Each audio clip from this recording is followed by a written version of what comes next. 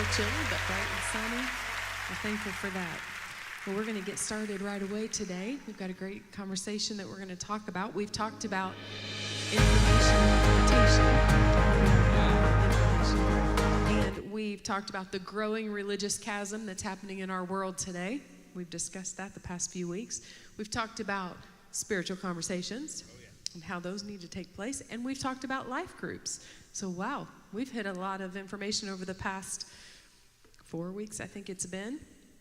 So today we're going to talk about the power of authenticity and how important authenticity is in our world that we live in today. Very, very important. So I'm going to go from right there, and then I'm going to, do you want me to? Okay, the early church was authentic. We know that, which gave validation to the message of Jesus. He was not a flashy leader who, with a bunch of strange ideas, that's not what Jesus was. He came very authentic to his world. The broader Jesus movement, they weren't just a bunch of misfits that were following some leader. That's not what they were. And C, it gave validation to the fellowship that would be their new family if they would follow the Lord. Those three things. So let's start with that, and we'll talk there. Yeah, I think those three points are good, are great launching points, because when you look at the life of Jesus, there was a lot of I don't want to use the word scandal, but it was his life in many ways. His ministry, his message was clearly scandalous. Yeah, especially to them. That's what I started to say, particularly to the religious rulers and leaders. They worked tirelessly to discredit him. Mm-hmm. I think when you consider this is the lay of the land, right? This is what we find in the Bible that when Jesus came to the earth, he came with a message that at least felt like that it was in direct confrontation to their traditions. Jesus made statements like that you've taken the commandments and you have so parsed them out. I'm just sort of transliterating here, but you've so parsed the commandments that you've created a new code and have made the commandments of God of none effect. Well, that would be similar, to someone coming to Lifeway and getting up to preach and pointing at me and saying, you have taken the word of God and twisted it up so much that these people are not even living out a system that is obedient to God. That's good, because we always think of them just being bad, and Jesus called them out, but we never really think about where their role was in the eyes of the people. Oh, dude. You sit in the seat of Moses, right? They were so, and the thing is, they were so powerful. If you've watched any of the Chosen videos, I think it depicts well what it was like when the people went into, when the Pharisees would be walking through the markets and whatever, that the people would immediately check themselves to make sure that they weren't, somehow breaking the law. Somehow, the Pharisees went overboard, of course, to ensure that the people knew that they had this power and this authority. They went overboard to make sure that the people knew that they were very, very spiritual. And so I think that's a great launching point, really, to think about the fact that Jesus comes into that environment. So you have a world that was hostile to Israel, right? The Romans, the Greco-Roman world, basically looked at to have been commissioned by the Caesar to be the governor of Judea would have been like, what did I do wrong to get this? It would almost be like God calling you to be a missionary right now to Syria or Afghanistan. You're like, oh, what in the world? Lord, while there's places like Hawaii and, but so I think that's important. I think it's important to consider as we talk about the credibility gap was the fact that Jesus very clearly said, you've perverted the law. And then he said to the people, this is the new way. Mm-hmm. So Jesus' message wasn't just, it wasn't just corrective of the Pharisees and the religious leaders. It was also prescriptive of a brand new way. Yeah, the Sermon on the Mount. He went up to the mountain kind of like Moses did and started saying things like, you've heard it been said this way, but now you're going to do it this way. Whoa. I mean, you've got to be pretty bold to say something like that. Yeah. Moses said, but now I say. Yeah. That's why they say, are you greater than Moses? Yeah, because that was Who to do you them, think you are? That was the top. Yeah, for sure. And even in the Roman Empire, as the church started spreading, and the gospel was preached to other nation or other parts of the world in that area. It's also interesting too. I picked up a book the other day. It's about comparing the Roman religion to Christianity. And it's a scholar who actually translated part of the NLT. And he goes through and says, like, we have no idea really today how different and weird Christianity was compared to the religious system of Rome. Pax Romana. Yeah. Pax Romana was basically that was their battle cry. It was. Okay, I have no idea what Pax Romana means. It was their battle cry that the world will have peace through their military, their power, their structure was going to bring the world into a place of peace and prosperity. Peace through domination, essentially. Right. Like, we're going to dominate the world, and everybody will be at peace with us because we're going to dominate them into that. Yeah. And so then Jesus is like, his message is like, couldn't have been 180 degrees different. Yeah, like when it says, there's neither slave nor free. That would have been crazy. Jew nor Greek. He starts talking about how all these social barriers are set up. That was intentional because that was how the whole Roman society functioned. And it's so funny reading about the Roman religion. It is weird. It is weird. It's so weird to us today.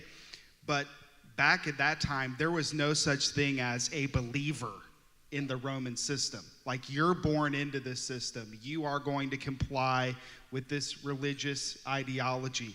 And it was superstitious. It was, there were idols in every home. You from the minute you woke up to the time you went to bed, you were confronted with idolatry, paganism, animal sacrifice, religious ritual. Incredible sexual perversion. And so when they started making their way through the Roman Empire, there was no point in being anything but authentic. So there was nothing but that. Yeah, and don't you think that? So let's look at those two pieces and put them together, because you look at Jesus, you look at his message. So in the broader scope of the world, that was the world. The Romans had put power to the Greek intellectualism. They had, because they shared, obviously, if you look at that Mediterranean rim, from Italy all the way across to Greece, it was their world was sort of one world. That's why they call it the Greco-Roman. So you've got that on one end of the spectrum. Okay, so from a world perspective, then from a religious perspective, so it's one thing to be like, we're not like the world. And so then we come together, and this is us. We believe the same thing. And there's peace among us because we have continuity of faith and worldview and so on and so forth. That was the peace of Israel. Even though they were dominated during that period of time, the Romans were there. The Romans, in fact, when we see it, here it is Palm Sunday. Next week is Easter Sunday. And so we see it in the Bible as we see things progressing toward the crucifixion of Jesus, that we recognize the power that Rome had and the power that the religious leaders had. You see it all come to a head at this moment when they bring Jesus in and try him under the council of the Sanhedrin. But when they find him guilty of blasphemy, they then have to take their judgment and ruling to Pilate, because they did not have the power of execution. They did not have the power to stone or execute. So they had to take Jesus to Pontius Pilate. And I think in some ways, I say, of course, Herod killed John, but that was a political structure. Herod had some power under the Roman, he had Roman authority to do that. The Pharisees and religious rulers did not have the power to do that. So they take Jesus to Pontius Pilate, and basically Pontius Pilate then defers back to them because his wife has a dream. She says, I had a dream, and the Lord said, have nothing to do with this righteous man. Pontius Pilate washes his hands and say, I wash my hands of it. What do you want? Puts it back on them.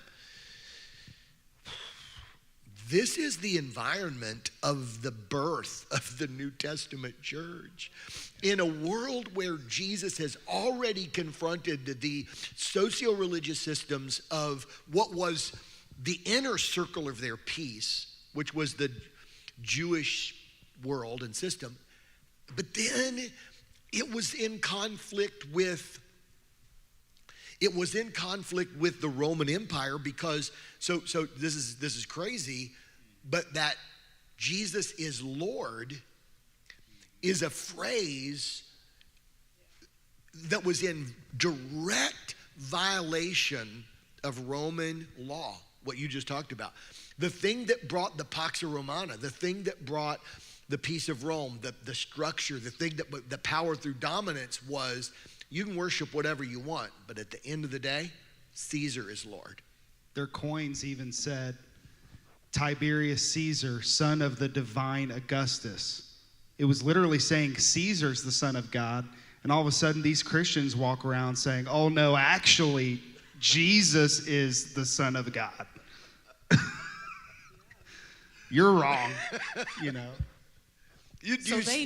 They knew what their life held.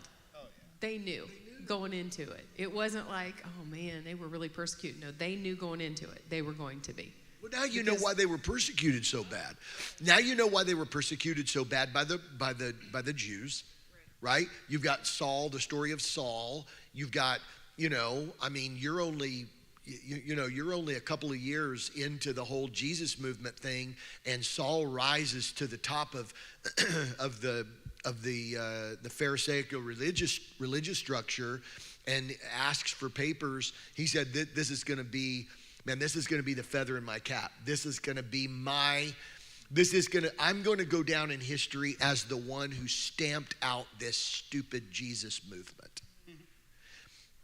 And that was his mission, which is why God got a hold of him and so on and so forth. And so, you can imagine in that day, you had persecution from Jews, you have persecution from the Romans, and you could imagine in that day, do you now understand why I make the statement how absolutely silly it would be to think that the New Testament church operated to try to get people saved the way that the North American church does today? Yeah, we're going to attract them to an event, yes. a cool. Yeah. It's the folly that is the product of our peace. I was reading something. I was reading an article the other day from a sociologist and a philosopher who basically said much of the ills that we have as a Western society are really it's a result, a contemporary result of the peace that we have, because we have the luxury to have, we use the phrase first world problems. Yeah. People are like, you know what I'm saying? Like the other day, my brother, I think it was last week, my brother was apologizing, or maybe it was 2 weeks ago when we had Terry Schock on the podcast, and he was apologizing. He said, "Hey, I'm sorry, guys." He said Facebook went down. If you were cut off, we're sorry about that. Whatever. That's what we call first world problems. What happened with Facebook? Or, you know what I'm saying? My internet, hey man, I'm so sorry, my internet's been down all day, right? Those are first world problems. So you understand why now, and I think this is important for us to understand, because the Jesus message would have been inescapable from the idea that you're signing up for, you may be signing up to lose your neck or lose your head. Yeah. And it was clear to them that what they weren't doing was drawing people into like just simply a different way of doing things, like a different kind of lifestyle. They knew that they were ushering in a new king and a new kingdom. Like kingdom thinking produces something way different. Which is revolutionary. Revolutionary. It was a revolution. Yeah, it's not like it is today where religious thinking is sort of like a salad bar. I'll take a little bit of this, I'll take a little bit of that. I don't really want that. Yeah. They believed that, none of that existed. They believed that there is one real king, one real kingdom, and all these other little kingdoms out there are subservient to that king. Dude, see, this is the thing too. This is the thing. My wife and I were talking the other day about this very reality, that we've actually created a system in the New Testament church where in the modern New Testament church, we've created a system where the way of thinking is, well, if you're going to have to prove to me out of the Bible why I've got to do that, or else I won't do that. And man, I've been reading, I'm getting ready to go into 1 Kings now, my Bible reading, and man, you go Joshua, Judges, Ruth, and you begin to realize that, and then really into 1 Samuel, you begin to realize that God, that there's not a lot of focus on that. God says, oh, you've disavowed yourself to the law. God's, for real, God actually, you look at it and you say, Saul doesn't have a heart for me, but David does. Yeah. Saul didn't obey me in killing Agag and the Amalekites. And this is the thing. We have churches where the mindset and the mentality of church is, you can't make me do that unless you could prove it to me right here. And this is the thing. Jesus sits down with his disciples and tells them what kind of death they're going to die. Yeah. So this ties back into what we're talking about. Jesus says to them, when you were young, he tells Peter, after they had the unsuccessful night of fishing, post-resurrection, unsuccessful night of fishing, comes back, he's got bread and fish on the fire, and he says, Simon, lovest thou me 3 times. And then finally he says, when you were young, you dressed yourself and went where you wanted to go. But when you're old, another will dress you and take you where you don't want to go. And he says, and by this he testified or spoke of the death by which he would glorify the Lord. And none of the disciples looked at it and says, they didn't look at it and go, well, that's not, well, what about the rest of the church? Does the rest of the church have to do that? What about it? Jesus is like, this is your way that I'm calling you. And I think that we've gotten to a place where our individualism and our rights and our mindset of, you can't tell me what to do, has actually hindered. It's like, well, show me a chapter and verse, or I'm not going to do it, or I'm not going to believe it. And the reality is in the New Testament. So going back to our conversation, in the New Testament, we're building some here. There was religious persecution. There was some degree of social persecution because of that, because it was a revolution. And then there was, on the larger scale, there was world governmental opposition, because this was a kingdom revolution, and Jesus clearly called them into that. He clearly called people. So this idea of saying, let's have really good church and let people come in and experience God and decide to be a Jesus follower. What would happen today if we said, if you're here today and you want to make it to heaven, and you know that beyond this life there is heaven and there's a hell, it may cost you your life. You may have to leave today and die, but I'm inviting you. I don't know. It might be today, it might be tomorrow, it might be a week, it might be a month. But a third of you will die before you die a natural death. But when you die today in Christ, that death has no power in you, and people come and flood the altars. That was the message of the New Testament Church of Jesus. And you look today, I was thinking about this last night, and you look at the way Israel over and over and over again fell. God never looked at them and said, no, there's this one little tiny nuance of the sacrificial order that you've reversed. Yeah. Like you're doing step 2 first instead of step 1 first. You got to fix that and go back and correct it, or you're done. Yeah. It was never about that. Yeah, you defiled the whole thing because you did step 2 first. Yeah. It was all about, no, you have forsaken me for other gods. That's what it is. And it is the same today. Is he the one, or are we going to serve something else? Is he king or is he not? That's it. That's what produces authenticity, to say, no matter what, I don't care, whatever's written in this book, I'll do anything that's written in this book, because he's the king, and he said that that's the way. He is the way. He is the truth. Whatever he says is it's not just his life, now it's my life. Man, I love, by the way, on this topic, and we'll swing back to the authenticity piece. I love something that Brother David Bernard said to me one time. Brother Bernard said to me, he said, Ken, he said, we are not fundamental evangelicals. Apostolics are not fundamental evangelicals, because the foundation of fundamental evangelicalism, the foundation of that is God has already taken, and he has written and recorded everything that we need to know here. And he said, and that's what makes them cessationists. And he said, but Jesus said, you'll worship him in spirit and in truth.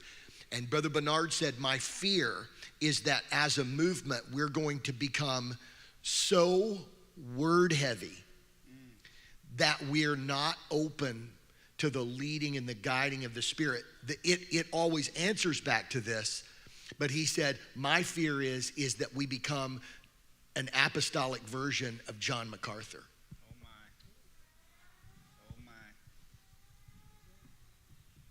So, all right. So this is the world that, man, this is the world that Jesus came into. This is the movement, or this is the environment rather that the Jesus movement came into. So imagine how easy it would be for people to just sort of just discredit them. Imagine how easy it would be for people to just, I don't know, what's the word? Just shirk it off and just be like, yeah, whatever. Bunch of stupid Jesus people. People are weird. Imagine how easy it would be. That's not the world that most of us were raised in the United States, because we've enjoyed governmental peace and religious peace to some degree. This is why we've been talking the last several weeks that you do see that changing. You do see that shifting in our world today. So you've said up here, we'll go back to this, the message of Jesus.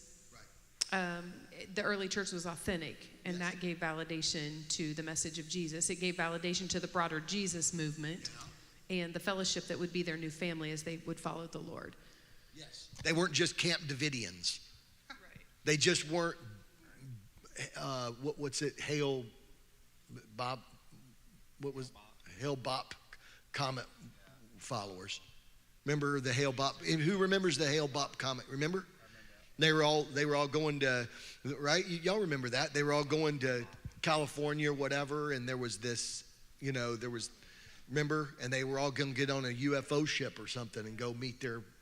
It's like they met twice and it didn't come the first time. Oh, well. Right.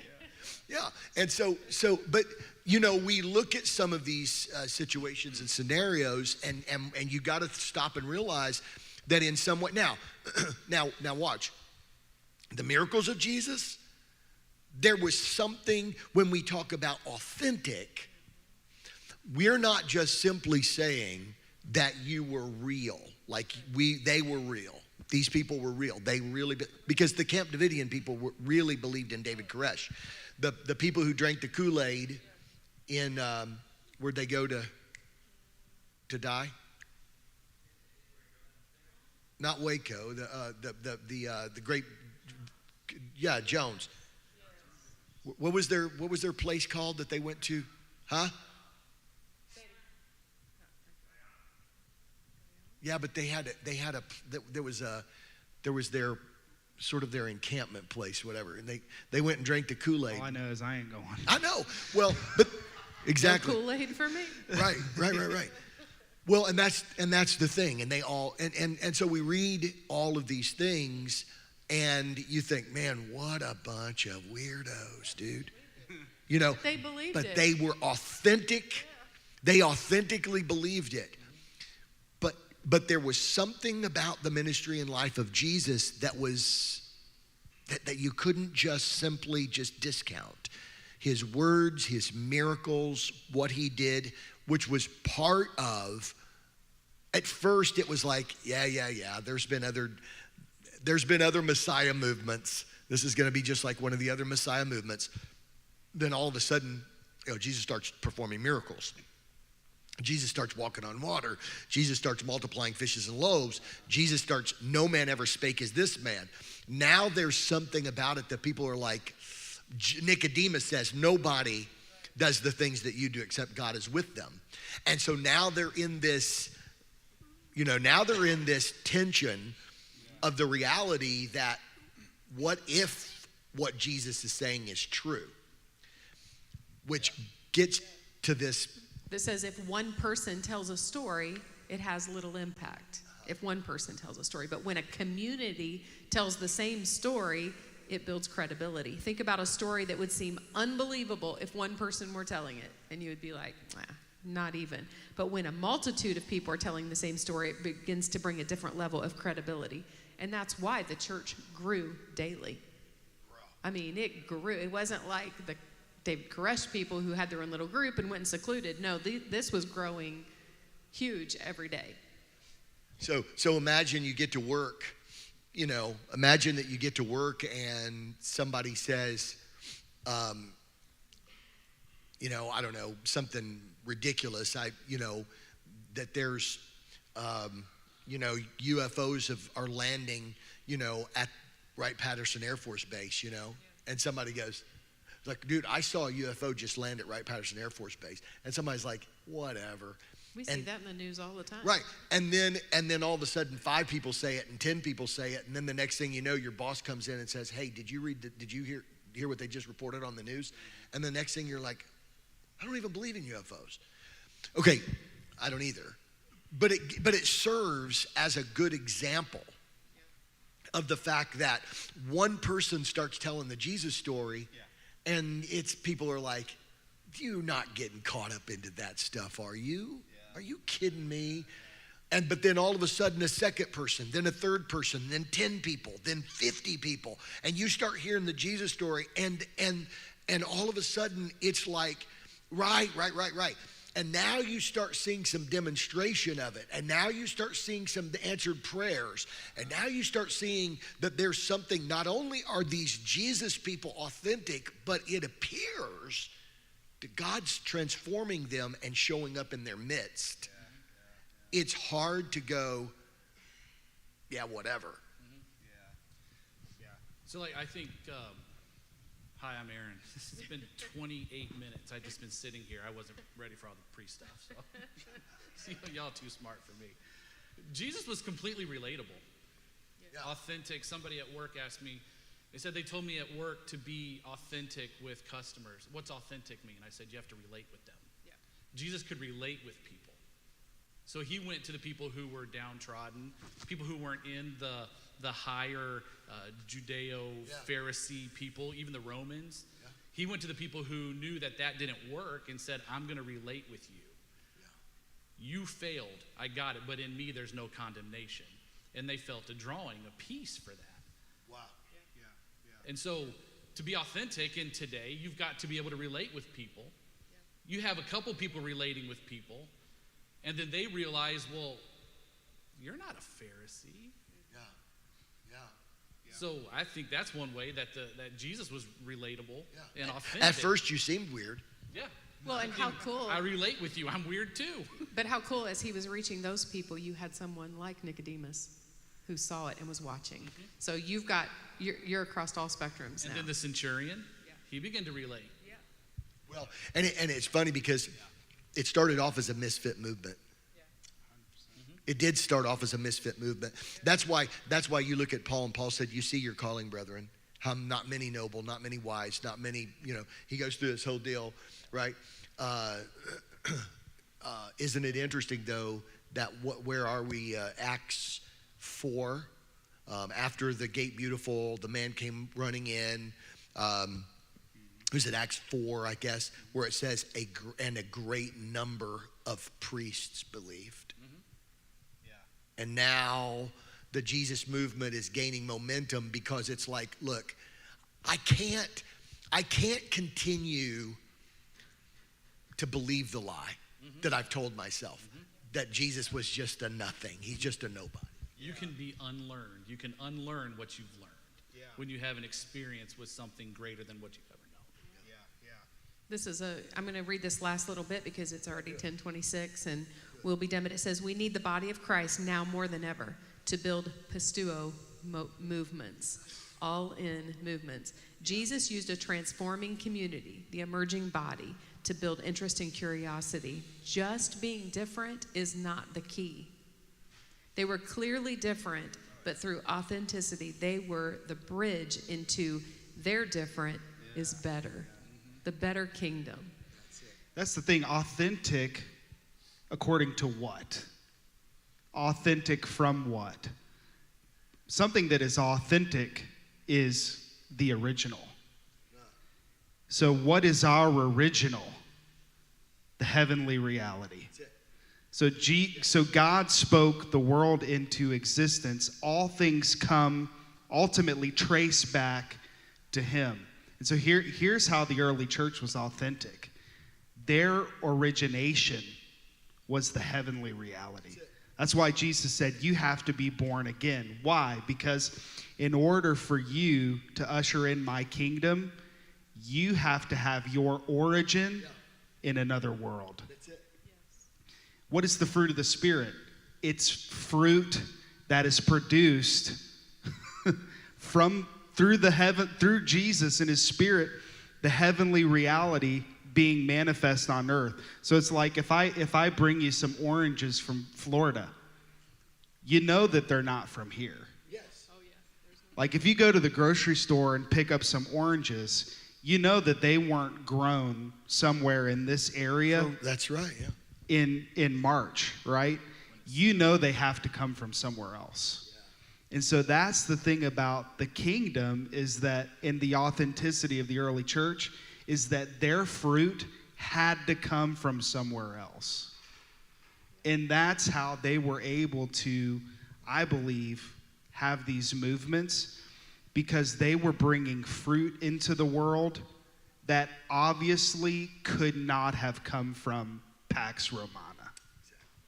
Which, by the way, which is why I mentioned early on, that's why I mentioned early on about the fact that it wasn't just simply that they believed this so deeply. Yes, right. We should. This is the word of God, right? They continued steadfastly in the apostles' doctrine. This is not a reduction of the value of this. It's in the context of this conversation.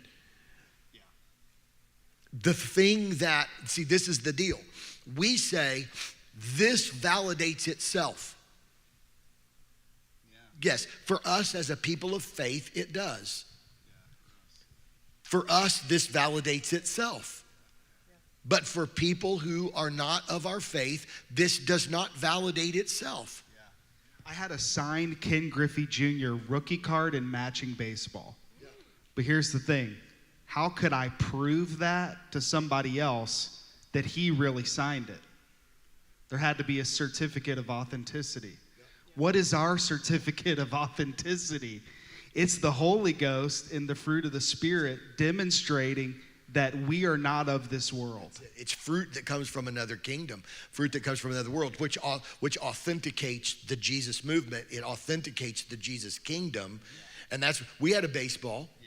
We actually had a baseball that it was like 1980, I don't know, it might have been 1985 or whatever. We had a baseball that had every player from the Chicago Cubs signature. The thing about it is, our stepdad had sat down and took different pens and whatever, and with different autographs and all, wrote all the different autographs on the baseball. I believe it. Just to be stupid. He just did it to be ignorant, right? And I've got a 1985 Chicago Cubs baseball, only it's just, yeah. But the thing is, though, I think, but there's where we come to thy kingdom come. That's where we come to that we, again, this validates itself for us. But what in your life, and how is this producing, revealing, transformation, which is evidence that this didn't originate here, right? That's the point. What evidence in your life? What kind of transformation? What kind of move of the Spirit? What kind of miracle is evidence that this fruit came from another realm? And how important that we take that and be authentic and show the world. How many of you ever heard the only Bible they'll ever read? But it's really could be very true. Is they're watching your life and they're listening to your story. Be authentic. He was on a plane with a lady one time, and he came home and told me what she said, and he got ready to tell me the church she was from, and I already knew what church she was from because he flew out of Columbus. I said, I know what church she was from, because that church is known for those people sharing their faith and not being afraid at all. I mean, they are radically sharing their faith everywhere they go. That's how we should be. We need to radically be authentic and share our faith. Talk about it. It should be in your conversation no matter where you are or who you're with. It should be, That's it so should good. flow from you. That's so because good. That's how they're going to know that this is authentic and that this is real, right? Isn't it interesting though? Isn't it interesting in that whole, that Christianity is kind of now emerging out of a period of time of the seeker-sensitive, relevant movement. You know, make it relevant, make it seeker-sensitive, don't be weird, you know, whatever. And there's no way that there's no possible way that we can remove the weirdness. I don't mean the weirdness, but you know what I mean. But yes, we are different. The flesh is enmity against the spirit. And we're not different because of this. We're different because of this in contrast to our world. I mean, our world is so anti what we are. So you're going to be different. You're going to be different. Don't think of this as different. Think of this as different. Okay, so let's wrap it up like this. Wrap up. Let's wrap it up like this. Okay, so then with all of that being said, what's important for us now in the day in which we live? Mm-hmm. With all that being said, because you may say, well, we don't live in the Roman Empire. We don't live in a time where Pharisees are in charge or whatever. But go read the Gallup numbers. Go read Barna Research numbers. Go read the numbers that says over 80% of people associate with Christianity from the baby boomer generation. Yeah. That's 75% from Gen X. That 50% from millennials, and a third of Gen Zs. Yeah. Over 80, like 88% or whatever, right? So you go, let's just say 90%, 70%, 50%, 33% say, what religion do you associate yourself to? We're increasingly finding a world that is looking at what we are and what we believe from a totally different lens. So how do we engage people? Where does that happen? Where we live, work, learn, and play. Yeah. I've heard that around here, right? Everywhere. We have to let the original come out. We have to let the authentic come out. We have to be able to build scenarios where the original can come out. Yeah. Asking questions, meeting with people, talking to people, and saying, Lord, I'm focused, I'm on purpose. Let your original come out of my world. And then he's going to put people there. You relate with them. You become authentic with them. And then you find ways where Jesus wants to get in, and then you let him begin to do the thing that in them that he did in you. How does the Jesus message get communicated in community? Jesus said, so we read it, if one person tells the story, so how does this become something that is seen and reproduced in community? Do we have that same kind of community? What is the importance of life groups? What are the importance of spiritual conversations? Why do you see now? What are the importance of X groups? What's an X group? People are like, what's an X group? Here it's simple. Here's what an X group is. X is the mathematical symbol for multiplication, right? So what is an X group? Well, our job as believers is to have spiritual conversations with people where we learn, live, work, and play. The goal of a spiritual conversation is singular. It's to identify disciplable people. Mm-hmm. A person that is disciplable is not just someone who's hungry or spiritually open, but someone who's willing to let Jesus change what they care about. That's what we've said. That's the fundamental characteristic of a disciple. Once you find someone who is disciplable, then what we do is, and we've got probably 20-ish of them. We've got about 20 X groups at Lifeway right now. When you identify a disciplable person, an X group is formed with at least 2 believers, which we call X's, right? Because they're the multipliers. And then with a new emerging Christ follower, a new emerging disciple.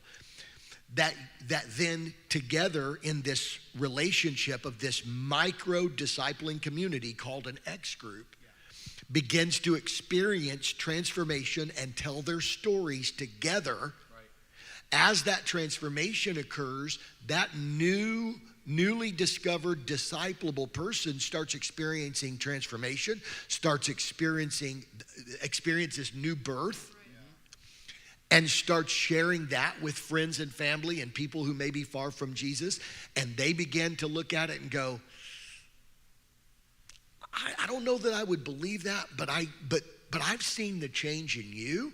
And then they have that spiritual conversation and then recognize, wow, they're disciplable. Now they bring that person with them into the X group. And then that X group grows until the point that we got to split it off. That's what creates the multiplication movement. That's the New Testament model. And so That's what they did when Jesus sent out his disciples into the surrounding villages. It's just the modern that. Yeah.